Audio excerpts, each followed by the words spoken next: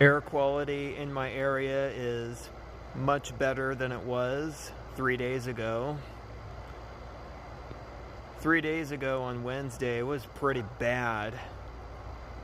Reduced visibility did not help, especially when people are driving on the roads trying to see where they're going. But today it's much better.